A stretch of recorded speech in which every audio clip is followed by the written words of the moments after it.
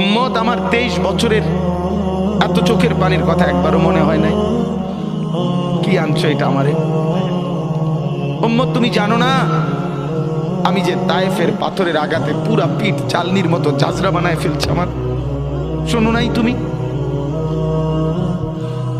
আমারে যে উহুদের ময়দানে দান দান শহীদ করে রক্তাক্ত করছে, তুমি শোনো নাই? আমি যে 14 দিন পেটে ক্ষুধার তাড়নায় পাথর বাঁধছিলাম, উম্মত তোমার মনে নাই?